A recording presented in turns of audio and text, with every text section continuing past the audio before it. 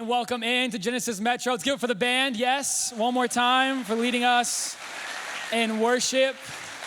My name is Titus Bourne. I'm one of the student pastors here at Genesis Metro. I just want to say thank you to Pastors Tim and Carrie for allowing me to have this opportunity to speak to all of you today, to be able to watch these seniors grow up and commit their lives to Christ and to be here today to be celebrated. It means so much to me personally. This group, this class has specifically been incredible culture builders for our student ministry. We always push culture at Fuse because a lot of the times the student ministry is going to go how the seniors go. If they are worshiping, if they are locked in, they take small groups seriously, then we're going to see the younger grades also do the same. And so this class has been key in building what Fuse is for all of our students. So give it up for them because we could not have what we have as a student ministry without the leadership of this class. So just from my own personal heart, so thankful for this class, so thankful for what is happening at Fuse. If you have a 6th through 12th grader, bring them on, all right? Bring them on. Shameless plug right there. Man, we are just so excited to be here today for Senior Sunday to celebrate all that is happening. And we're going through this series at Fuse called Humbled. And we want to bring a little bit of that flavor here today. And, I wanted to give some practical advice to start off. It's going to be the title of the message and kind of the theme of today. That when you face situations in your life where you don't know the answer, you're out of options, your back is against the wall, seniors and adults, when those moments happen, my best advice to you is to admit that you need help. Accept the help that you need is from God. And acknowledge that only God can be the one to solve these problems. But a lot of the time in that process, there's an interrupter called pride, all right? Because we want to fix it, don't we? We want to be enough. We want to have the solution. We want to have the answer. And as I was thinking about pride getting in the way of us seeing either truth or seeing what we should do, I can't help but think about a common social media trend right now where the question is being asked, if there were 100 men versus one gorilla, who would win? And it has blown my mind that people really believe that 100 people, unarmed, could beat a gorilla. I mean, have you seen a gorilla? I mean, that's a gorilla. It can literally crush your skull with his hand. You know what I mean? I think after the first 10 people get killed, it's then people are gonna be like, oh, okay. Some of you are scared of the spider that crawls across the living room floor. And you're saying to me gorilla? Yeah, I mean, with the right strategy, we could figure it out. We gotta have the right strategy. But people really have taken this thing seriously. I was like, man, we are a prideful human race, aren't we? We really, come on. But I was thinking about it in my own life too. I actually lived out a scenario a couple weeks ago. And before I get into the story, I just want to preface it by saying I respect and appreciate all healthcare workers in the United States of America, okay? I have many. Yes, please. You're a doctor, a nurse. I respect you. I appreciate you. I have some in my family. However, I did have an experience a couple weeks ago that, made me have a little bit of what's going on? I was at Legacy ER, okay? I had some symptoms of the flu. That's been going around. Anybody been feeling that, right? And I walked in, and I always feel like when I walk into an ER waiting room that I'm just getting more sick the longer I sit there, You look around, you're like, man, this is like the bottom of the barrel for some of us right here. You're seeing people on their worst day, most of the time.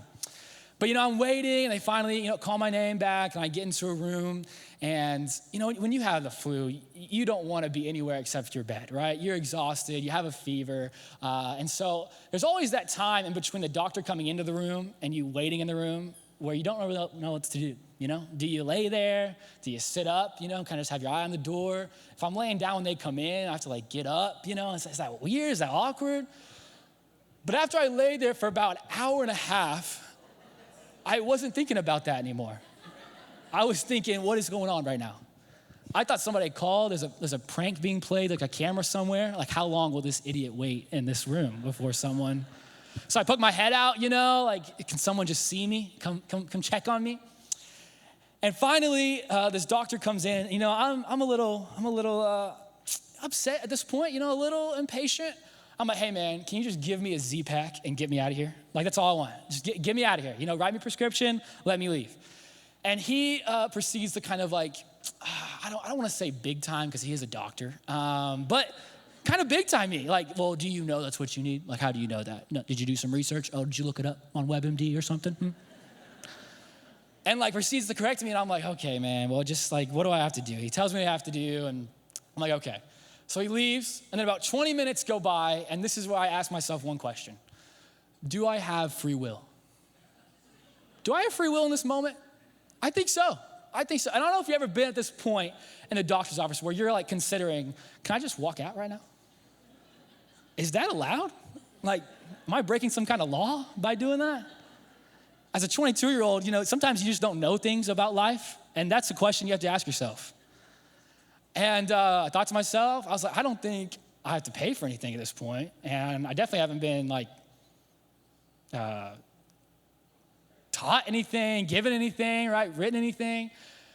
So I psyched myself up, a little pep talk, like, Titus, you're gonna walk out this door, you're gonna take a stand against the healthcare system right now. And finally, I did it, y'all. I stood up, I walked out the door, and I have to get through the area, and I get back to the reception room, and the lady's like, oh, okay, like, what is it today? What are we charging today? What we get done today? And I was like, nothing. I'm leaving. And I had probably a little crazy look in my eyes, as I'm coughing up mucus. I go to the CVS, local CVS right there, get a little COVID home test, negative. I was like, good enough for me, Stayed sick, though, I'll tell you that, stayed sick. So, did I win? Part of me feels like I did, but probably not. But I look at that story, okay? I look at that story and I say to myself, was it worth it? Was it worth it? Was letting my pride get in the way worth staying sick? And we've got a story today of a man named Naaman in the Bible who is suffering from a sickness that he faces a moment where he's either gonna let his pride get in the way of the healing that he needs. So if we look in 2 Kings, we're gonna see this man named Naaman. He's a commander in the Syrian army. And Syria at this point is an enemy of Israel. So you can call Naaman an adversary. He is leading the raids against Israel. He's leading the charge, the army that is trying to take down God's nation.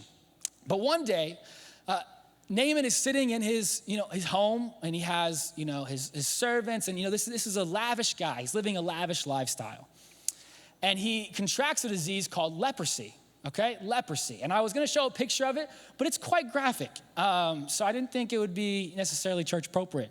But it's basically these white boils that grow on your skin, and it's painful, and they pop, and they hurt, and they make you start losing feeling in your hands and your feet and your arms and your legs, and you start to lose muscle and lose tissue, and you start to go numb in different areas, and start not being able to see as much. And it's this super painful sickness that there is no cure for back in the day. And this is what Naaman is now going through. And guess what? There is no cure in Syria, all right? There's no way to get rid of this in Syria.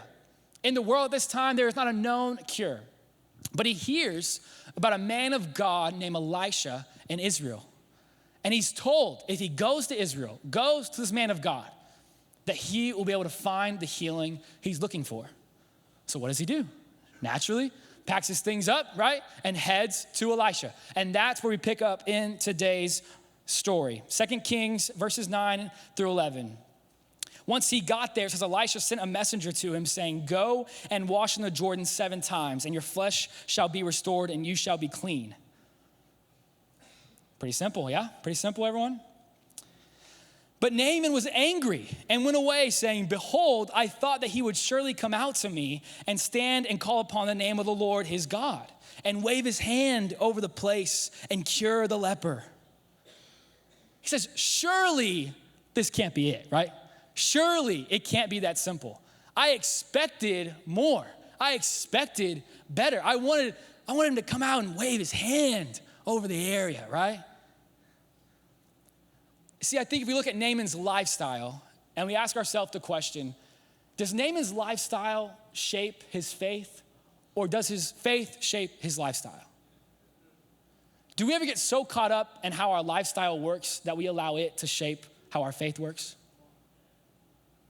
Since our lifestyle is all about our way, our experience, what's best for us, do we start to now implement that in our faith. That God, I know you said this is the way to do it, but it's not my way of going about it. God, I know you said that it's this easy. If you would do this, this, and this, then I can find what I'm looking for. But I was thinking, I could do it a little bit differently. I could do it the way I want to do it. You see, Naaman was told about this place and traveled all this way, right? Traveled all this way suffering from this sickness.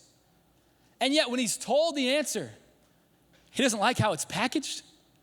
He doesn't like the methods of it. At some point, for you to be in this room today, I'm sure you were invited by somebody. A voice told you about this place called Genesis Metro. And if you walked in here today or have walked in the past, looking for something, but you're looking for all the reasons not to receive the way, you'll miss the healing that you need. Imagine people walked into this room and because they didn't like the style of the music or they didn't like the greeters being too nice to them, that they miss the bigger point. Imagine people got caught up on nuances and semantics to a point that they miss the very healing that their marriage needs, the healing that their kids need, the community that they need. Because they're caught up in all of the small things, all of the wrong things. They're caught up in how the message is packaged instead of what the message actually is. Do we walk into church looking for a message that affirms my lifestyle or challenges my lifestyle? Am I looking for the blessings of God in my business without being obedient in my finances? See, I think sometimes we want the healing, but we want it our way. And our way requires God to do what we want, not us to do what God wants. And we have this certain entitlement to experience where it has to be either this spiritual high or this sense of amazement. And I'm not saying those things can't happen, but I think we miss the point. And that is building a consistent faith that believes, not based on feeling, based on choice. If your marriage was based on feeling it every day, how many good days would you have, But at some point, right, you have to realize that it's about choice. I have to choose to love this person every single day. If faith is based on feeling, well then yeah, you might not feel it every day.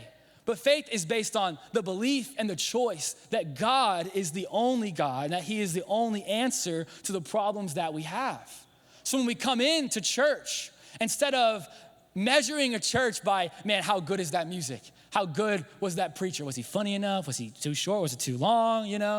Man, that greeting team, did they meet me at my car door and walk me in? I don't know.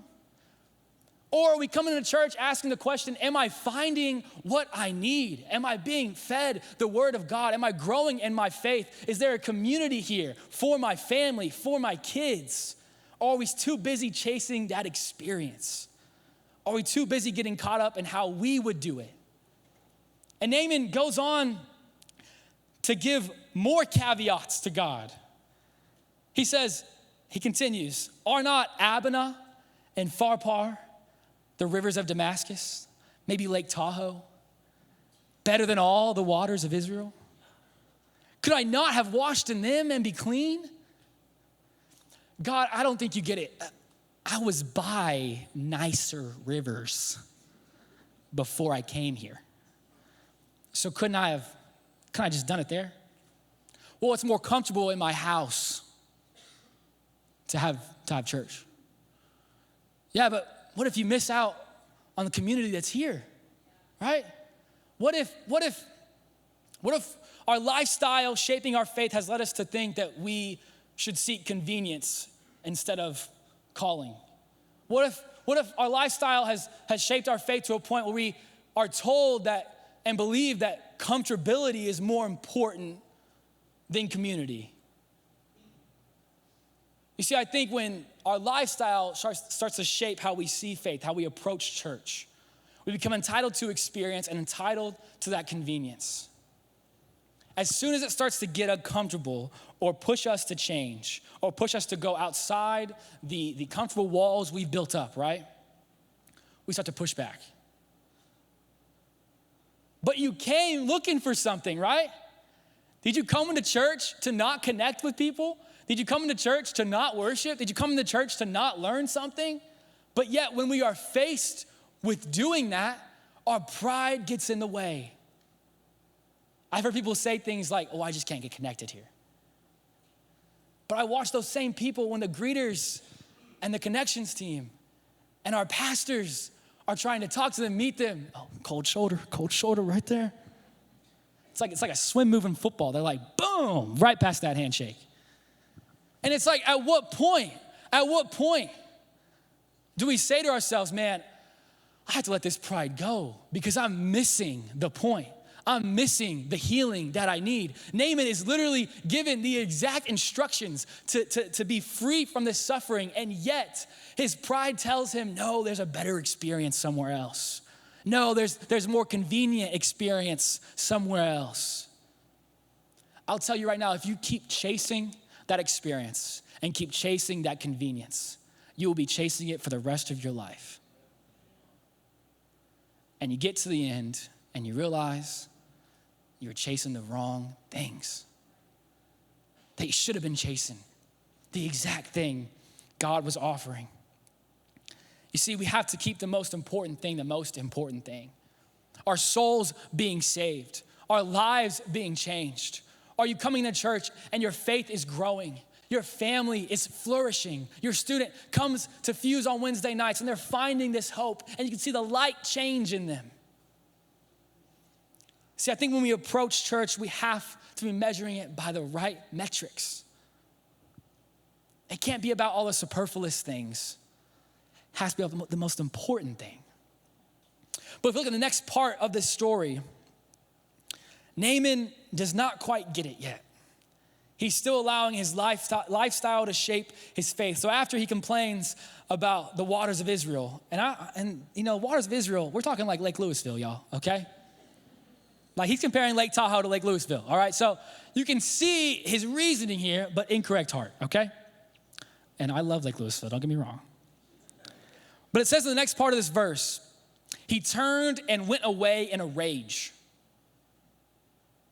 Are you telling me that he came all of this way, suffering with every step that he took, and yet he walked out with the same sickness that he walked in with? Now, if I turned the magnifying glass around, do you walk in here every single week? You hear the message, experience the worship, but you walk out with the same sickness every single week. You came all this way, all the way from your house. That's 2 minutes from here, okay? That's okay. That's fine, we love you. You came all this way though, and yet you're walking out with the same thing you walked in with. You're walking out with the same struggle. You're walking out with the same addiction. You're walking out with the same rocky marriage. You're walking out with the same kid that is lost and out of control. You're walking out with the same stress about your finances that you walked in here with. Does that not become exhausting at some point? To perpetually have the same struggle week in and week out? But is our pride so big that we can't seem to give up that control? You look at Naaman here. His sickness is growing with every day that goes by. The leprosy continues to spread. I look at my story. I walked out with the same sickness I walked in with. My pride was too much. Naaman's pride is too much. Is your pride too much? Is it getting in the way today of the very thing that God is offering you week after week, time after time? I would hate for you to keep living that cycle out. I would hate for you to keep walking in here and walking out with the same struggle because that pride is in the way. But then we see in the next verse that as Naaman is walking away in a huff, I imagine it's the same way I was walking out of that ER, right? Oh, I showed him. Told him exactly what I was going to do, right? Going back to Farpaw, right? It says that his servant stopped him and said to him, my father, it is a great word the prophet has spoken to you. Will you not do it? Has he actually said to you, wash and be clean? I love the servant saying, did he actually say that to you? Like, hey, did he really say you can just go get in that Jordan River? Like, that's it? That's all it takes? And you want to walk away? You see, the right friend stops us from walking away. I look back at the story of me walking out of the ER. I went to my fiance's house after because I wanted to go complain and be dramatic about my sickness to her.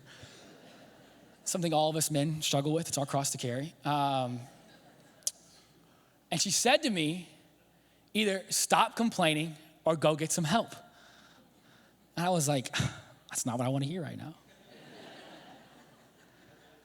But she had a point, right? And I'm very thankful for a fiance that's willing to just say the hard truth. And I think if we look at our lives, go ahead, yes, please. Thanks. Men in the room, I'm about to enter into this marriage thing, okay? So I know it's just tip of the iceberg right now, all right? Okay, moving on. I'm gonna get in trouble. But if I look at that example, I look at this example from Naaman, I think it's very important to ask yourself, what kind of friends do you have in your life? I heard a preacher say this one time. He said, if your best friend is a yes friend, then you probably have the wrong friend. If every terrible idea that you have, they say yes to, probably not someone that you need to be hanging out with a lot, right? If you're about to make a decision, it's gonna jeopardize your marriage, I hope you have a friend that's willing to say, hey, you need to stop.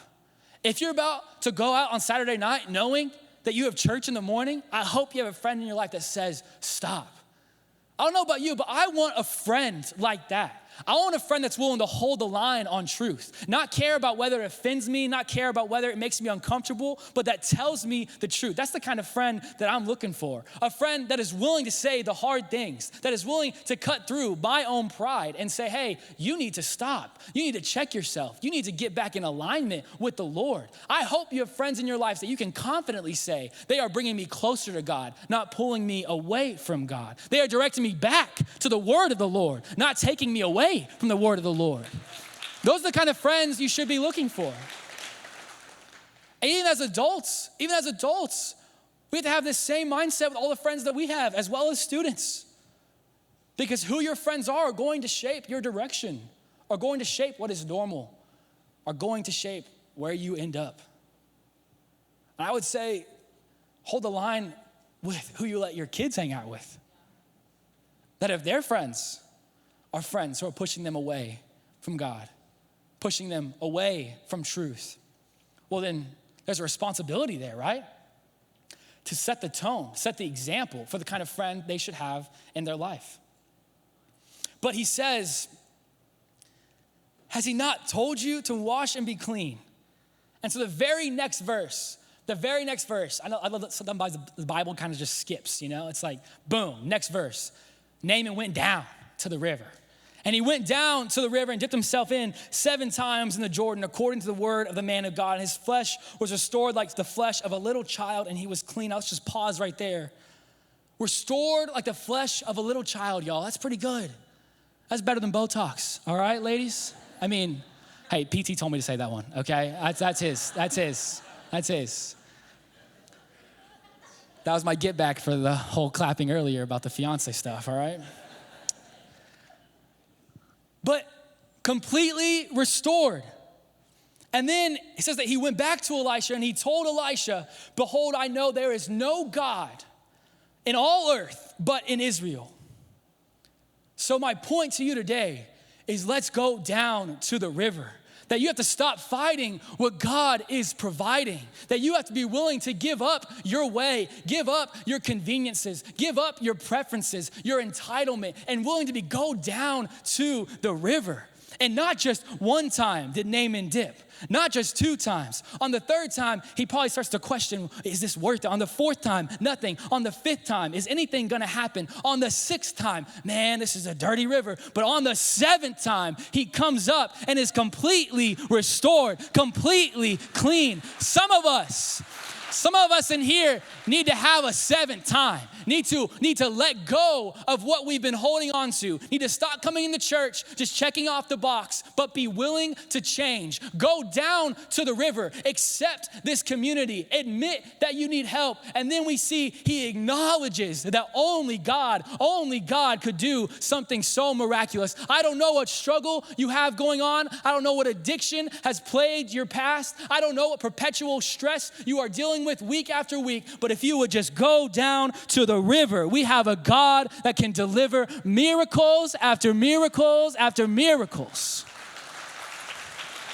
But we see restoration on the outside, but then we see transformation on the inside. His heart is changed. His mindset has changed. His perspective has changed.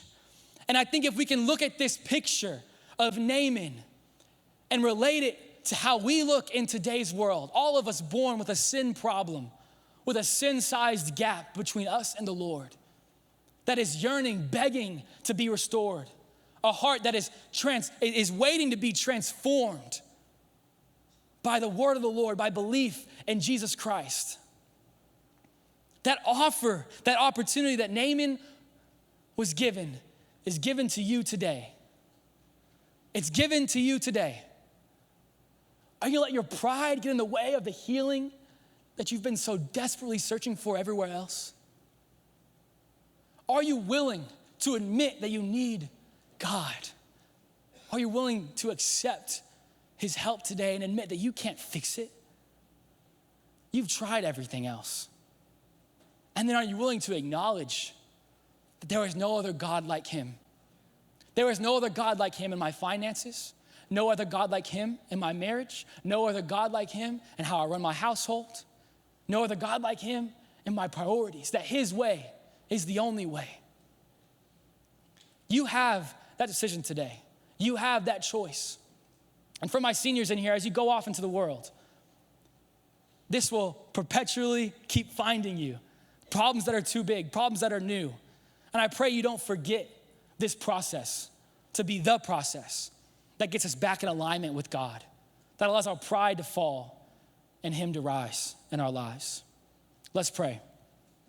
God, thank you for allowing us, God, to learn more about who you are, about your grace, Lord, about, God, how you have given an opportunity to all of us, God, to be wiped clean, to be washed white as snow. If we would just be willing to let our pride down. It's so simple. It's so simple, Lord. To put our faith, to put our trust in who you are, in what you have done, the God that you are. Lord, I pray for all the students and all the adults in the room, God, that as we face more and more challenges and unforeseen circumstances and struggles in our lives, Lord, that we can not try to keep weathering the storm on our own strength or keep telling ourselves the lie that we can do it better. But God, I pray that we can be willing to sacrifice our control, knowing you have a better plan. God, I pray for the person in here who's been walking in and walking out with the same struggles. God, that today this message can pierce their heart, that they can know that we see them and we love them as a church, God, and that you have a love for them, a plan for them, an answer for them that they cannot find anywhere else, Lord. They can walk out changed today. I pray that person today can find that answer. Today can find that solution. Today they can find the healing, God, from you and you alone. Lord, we love you and we praise you. Amen. Let's worship.